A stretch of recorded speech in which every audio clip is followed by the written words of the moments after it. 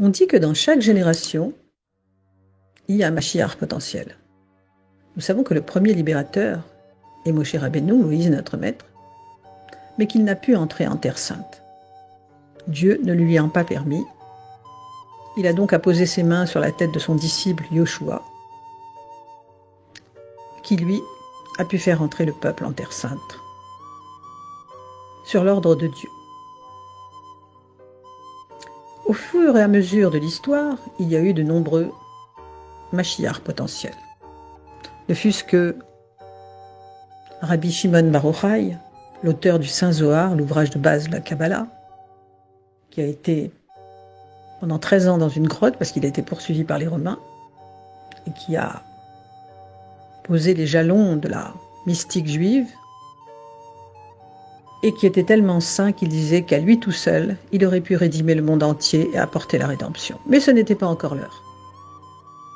Alors se sont succédés de nombreux Mashiach potentiels, entre autres le Harizal, qu'on appelle le lion saint, le Hari Akadosh, Rabbi Yitzhak Luria, de mémoire bénie, auteur de nombreux ouvrages de Kabbalah, qui demeurait à Tzfat, la ville de Safed, et qui, un après-midi, pendant la prière de Mincha, la prière de l'après-midi, dans les champs avec ses élèves, s'est adressé à eux en leur disant « Et si on allait tous à Jérusalem maintenant ?» Alors certains ont dit « Oui, oui, maître », mais d'autres ont dit « On va d'abord demander la permission à nos femmes pour pouvoir voyager. » Et là, le maître, très déçu, a dit « Hélas, vous avez laissé passer un moment propice.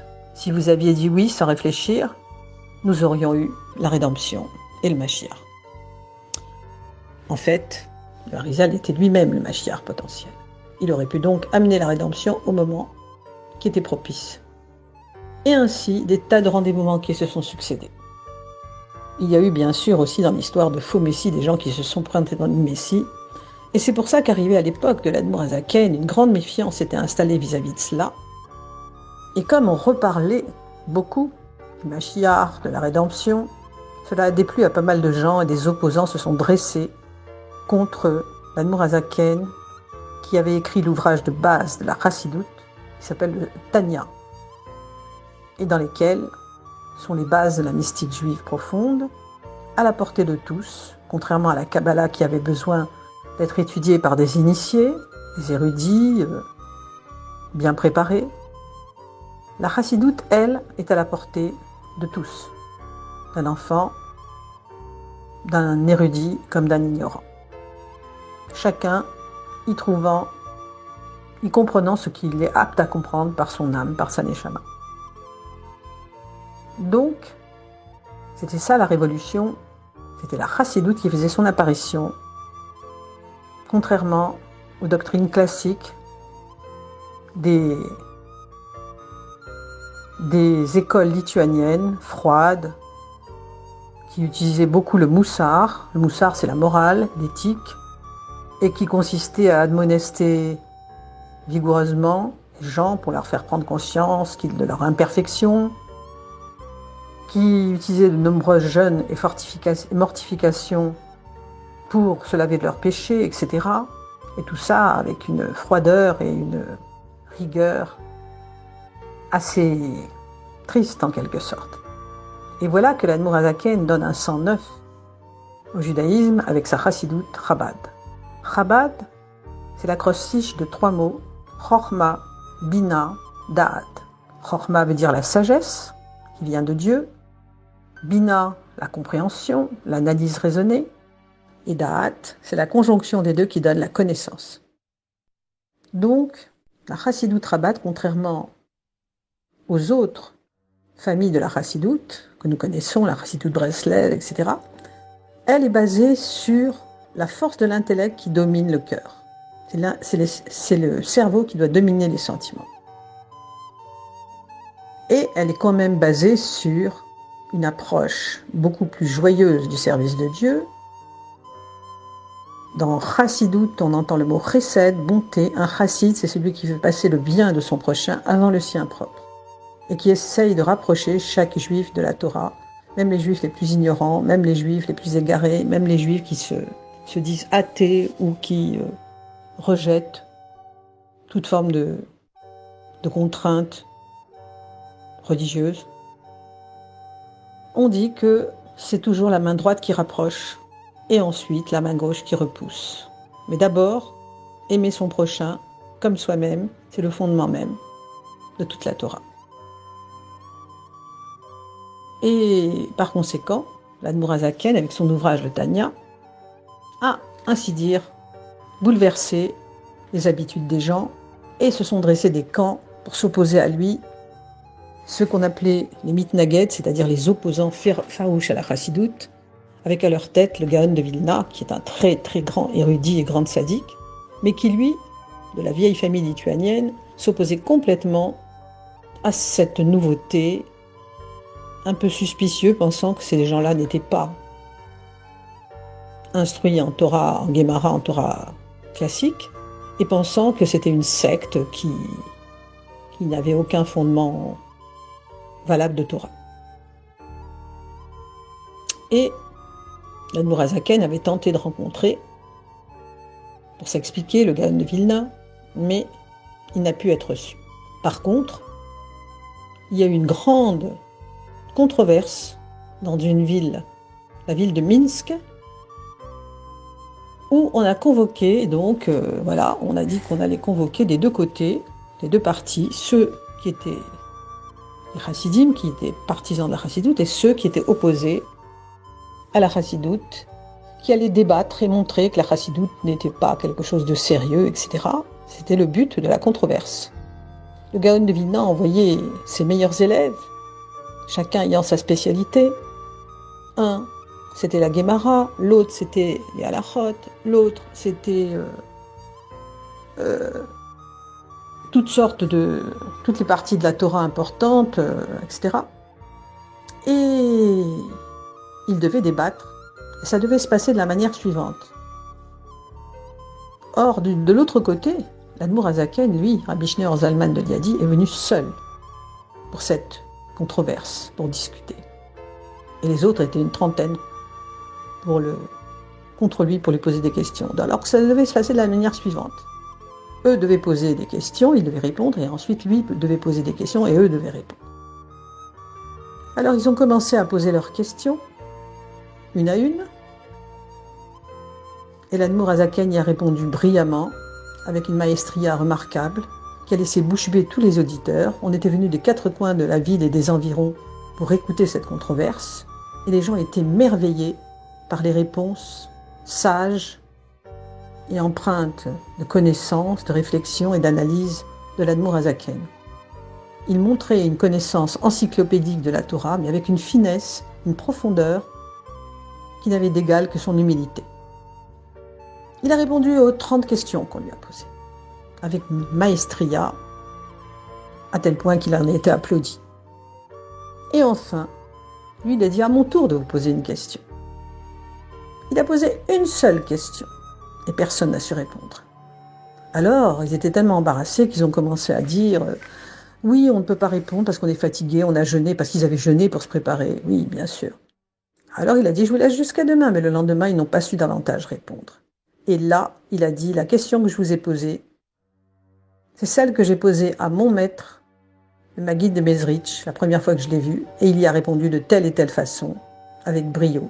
Et il leur a donné la réponse qui les a laissés scotcher sur place. Et depuis ce jour, plein d'opposants sont devenus des disciples fervents de l'Admour HaZaken.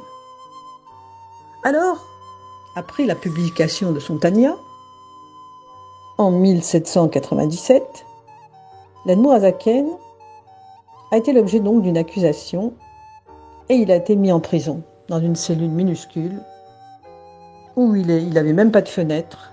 On lui a permis tout juste d'avoir son livre de prière et ses téphilim qu'il pouvait mettre.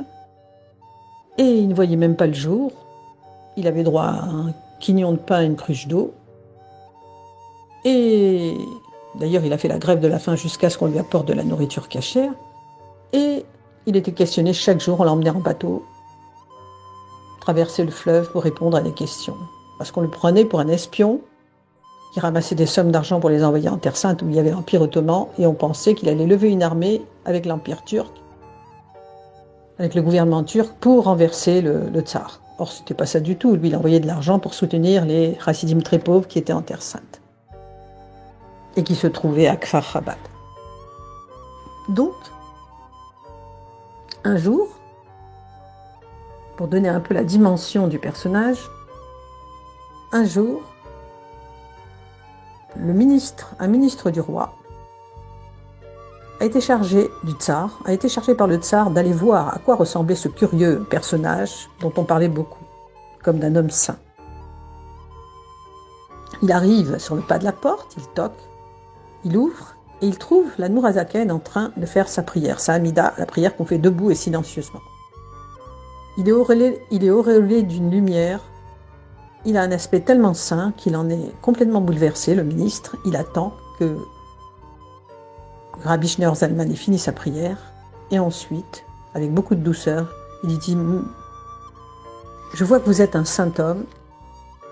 Vous savez, il y a une question que le tsar m'a posée, et je n'ai pas su lui répondre. Peut-être pourriez-vous me répondre, monsieur le rabbin ?» Il dit « Allez, je vous en prie, posez votre question. » Et il dit « Voilà, quand Adam et Ève ont été chassés du Gan Éden parce qu'ils avaient fait la faute de l'arbre, avant cela, ils se sont cachés, ils ont voulu se cacher. Et à ce moment-là, Dieu a dit à Adam, « Où es-tu » Mais est-ce que Dieu qui voit tout ne savait pas où était l'homme? Alors l'Admour Hazaken le regarde avec ses yeux clairs, transparents, pleins de douceur et de profondeur. Et lui dit, quand Dieu s'adresse à un homme qui a atteint l'âge de 42 ans, et c'est exactement l'âge du ministre, il lui demande « Où es-tu » Ça veut dire « Où en es-tu » Qu'as-tu fait de ta vie? Qu'as-tu fait de la mission que je t'ai confiée? Et que te reste-t-il à accomplir?